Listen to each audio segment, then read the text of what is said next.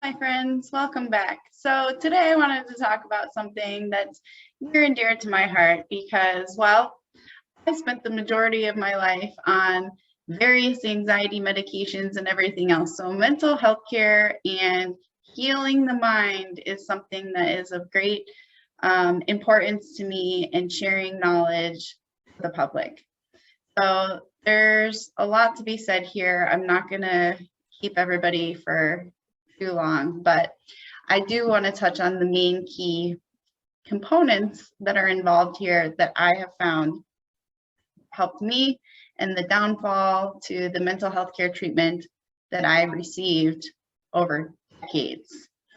It's not like people with mental illness, perceived mental illness, want to be on medication or pay to go to therapy or have to be on, in the system or whatever, right? People want to be self-sufficient. People want to feel good, and people want to feel healthy and capable and functional. So the reason why so many people stay stuck in mental health care is because the mental health care providers lack the knowledge, understanding, and awareness of how to help heal people. And I don't think that it's their intention to further harm patients. However, they do. And that's the truth of the matter. Their lack of knowledge and understanding prolongs uncomfortable, painful situations. People lose lives because of a lack of education on the side of the providers. And I really don't think that the providers want people to be harmed or suffer. However, that's the situation that a lot of people face.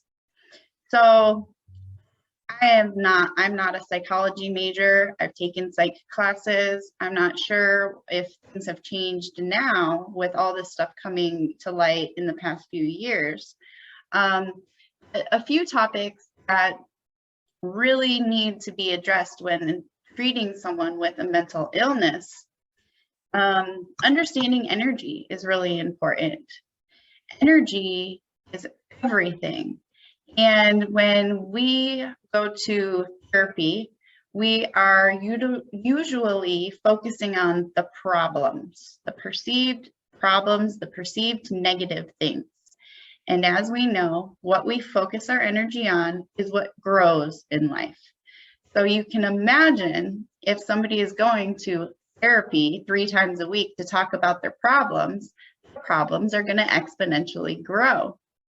When we understand energy, how our own energy functions, how we're capable of balancing our own energy, focusing our energy like a laser rather than a lamp. Most people, their energy is all over the place because they're not capable of maintaining focus and directing their energy like a laser beam. So understanding energy, very important. Understanding energy dynamics. So how our energy interacts with the outer world and with other people is very important. Oftentimes we get into cycles where we recreate the same type of energy dynamics that we grew up with. And if we grew up in a situation that wasn't balanced and healthy, we're constantly recreating that because that's all we know. That's what has felt comfortable to us. So I think now going back, treating childhood traumas and understanding and knowledge of how people are programmed in the first 7 years of life is pretty well known. So I'm thinking that that is understood. However, we need to understand how we can break that cycle, how we can stop recreating the same situations over and over and over again that necessitate decades of therapy. So understanding energy dynamics, and now we're moving into karma and karmic cycles. So being comfortable with incorporating spiritual concepts into mental health care treatment is important, because there's been this separation, this wall, and this boundary with spiritual ideals has created a lot of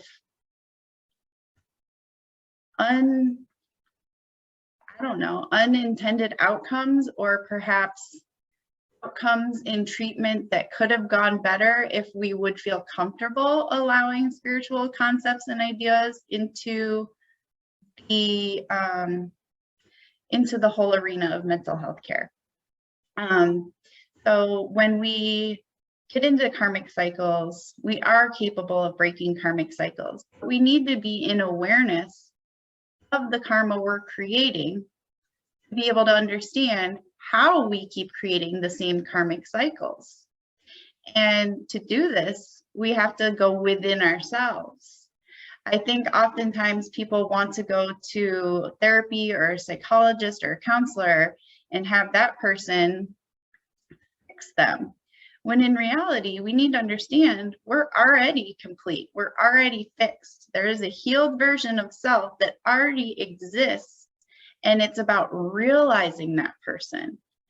So when we're focusing on our problems rather than the karma we are creating, we continually create these karmic cycles again and again and again. And then a lot of people ask themselves, well, I don't understand how I keep creating this same situation over and over and over again. Well, it's a karmic loop, because one needs to be in awareness to be able to change something in their lives so they stop creating the same karmic cycles, those loops that keep repeating themselves. When we need to learn a lesson, be able to evolve as a being, we repeat the same lessons. So if you don't get it the first time, you'll get it again. If you don't get it that time, you'll get it again. And if we are not in awareness that we're the ones creating it, sometimes we're like, well, why does this keep happening to me? It's not happening to me. I'm creating it, right? Taking personal accountability for our thoughts, words, and actions, understanding that our thoughts, words, and actions create karma, and then it plays out in our life. And that's what we experience. That part's really important. Being able to incorporate spiritual concepts is important, because one is always able to have a full overflowing cup, right? And I think that oftentimes people are seeking something on the outside to make them feel complete, or to fill a void, or to find their other half, you know? And in reality, every single person is totally complete. And when they feel that way, they vibrate that way, and they carry that frequency, that vibration. I am complete. I am, the highest form of self. I am healed.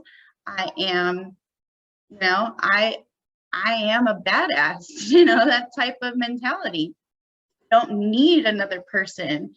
I don't need anything in the outside world, because I feel complete within myself, and I'm overflowing, and I'm totally capable of doing this through self-love, self-care, spiritual practice, meditation, prayer, and allow that energy in. So we get to the place where we're always overflowing, and then we're able to give. There's so many different offshoots of topics, and I am tempted to go off into each one, but I really am trying to maintain focus so we don't sit here for hours going into various trains of thought. So codependency is a huge issue in relationships. A lot of people go to therapy and seek counseling because of relationship issues. Each person involved in that relationship needs to go within themselves to find completeness. When we feel complete, we are capable of being in a relationship with another person without drawing their energy from them. This goes back to energy dynamics. If we don't feel complete and happy and joyful in our own being, oftentimes we attract somebody that also is that way. So rather than two overflowing cups that are capable of, mutually appreciating life and moving through life together, we have this back and forth push pull of energy, ends up depleting one or both people, and it causes issues. And that's on the subtle level, and then it ends up becoming an emotional or mental issue. Another thing that's really useful is understanding the nature of mind itself. And through so many years of studying different things, I did not understand the nature of mind until I studied yoga, specifically Raja Yoga. Understand the nature of mind, how mind itself works, how we're actually able to transcend mind, transcend psyche. A lot of people have negativity within themselves, or they feel like a failure because they have mental issues that they can't overcome for some reason, or they feel like they can't overcome them. And it's like this constant pressure, like there's something wrong with them. And that in and of itself is so destructive. When we realize that we are not our mind, we're not our body, but we transcend psyche, we're able to observe mind itself. We're definitely not our diagnosis. So we're definitely not a failure if we're having a hard time coping with the outside world. The outside world, if you look at it, I think most sane people would look at it and feel a little insane. So don't be hard on yourself. Recognize that you're capable of transcending mind altogether. You're capable of observing your mind, of being that observer, which then crosses back over into the spiritual side of things. I am not this body. I am not this mind. I am the eternal observer. So many people feel stressed because they feel like they have to rush through life. Well, I don't have time for this. I don't have time for self-care. I don't have time to do meditation. I don't have time for prayer. I don't have time. It's always about time. Everyone's always feeling so rushed through life. And I get it. I have been a busy body. I have had an overwhelmingly busy lifestyle. And I know what it's like. However, the only person that can slow down your life is you. Take control of your own life and recognize that you're the only one that can do it. If you're taking the time to go to therapy, you definitely can take the time for meditation, for a bath, for self-care, grounding, however you want to take care of yourself in the highest way that works for you. Make the time, right? You're the only one that can do it. And if you don't love yourself enough to take care of you, how do you expect someone else to love you? How do you expect to be able to give love to anyone if you cannot give love to yourself? Self-love is vitally important. Take care of you. You can't expect someone else to take care of you. You got to do it. And if you're constantly focusing on how you can help take care of other people, how you can help other people before you're taking care of you, you're self-sabotaging, and you need to take personal accountability for that. Be honest with yourself. I know it can be hard. I know it sounds harsh. However, sometimes we have to be honest with ourselves in order to move forward, to get over that hump, to get over that hurdle, to be in our highest state of being. And I'm willing to do it because I care. I literally love every human being as myself. And so having found this state of peace within myself, I do feel very motivated with sharing knowledge to the public, because everybody has a right to know how to be in their highest state of self, recognizing that it's a realization rather than transfer. It's a transformation, but it's also realization, right? To be perfectly honest. So whatever we focus our energy on, we amplify. Remember, focusing on problems will amplify problems. Focusing on what we're capable of doing, what we're capable of creating, will amplify that in life. When we focus on joy and abundance, it grows. So there's a quote from Hippocrates that I wanted to read to you. Healing is a matter of time, but it is sometimes also a matter of opportunity. And I think that's where people sharing knowledge like this comes in. I feel that the more that we share our stories, the more that we share our knowledge and how we have found healing, it opens the door of opportunity for other people. So if you're a person that has also found self-healing, share your story, share your techniques. Sharing is caring. You might be giving the opportunity of healing to another person. I think that is it.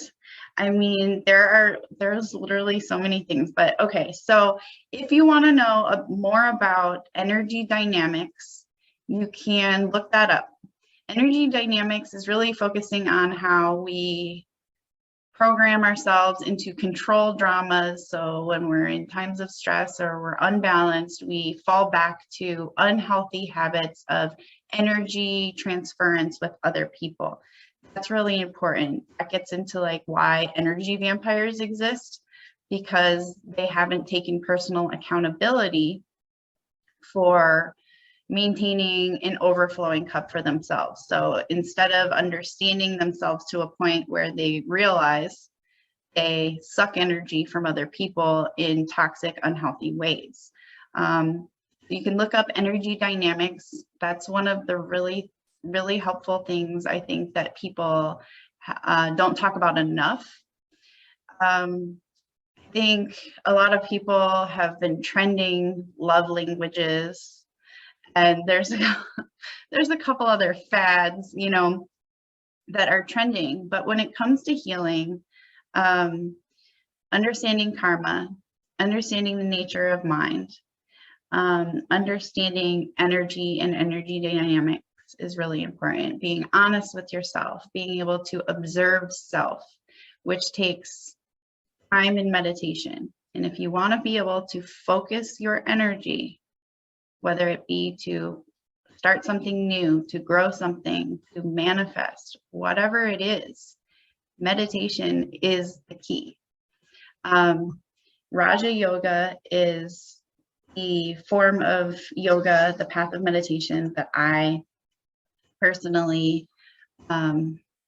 read and go back to whenever I am looking for, I don't know, more stability. And when you get back into, even as the observer, when you are an actor in the world, sometimes the outside world can suck you back in. And so that's why yogis and other spiritualists, spiritual practices, they maintain a schedule where we study either scripture or other spiritual books. We regularly meet in groups or are somehow with other spiritual people, whether it be through social media or otherwise. Maintaining some sort of system that allows for you to consistently maintain balance is good. Whether you are like me that prefers to do it in solitude and is not so much a public person or a group person, or whether you are more of an extroverted type of being, just realize that you need to be able to overflow your cup without seeking outside sources. I think that that's important. I think that there are a lot of people that rely on group situations or some sort of external source or stimuli for their baseline of stability, which is very dangerous, because at any time, and through experience, I can tell you, there may come a time where you don't have anything or anyone other than yourself. If divinity isolates you, it's to teach you how to find it completely on your own, to teach you how to be that rock, and to teach you that you probably already always have been that rock, or you have always had the capacity to be that rock for yourself.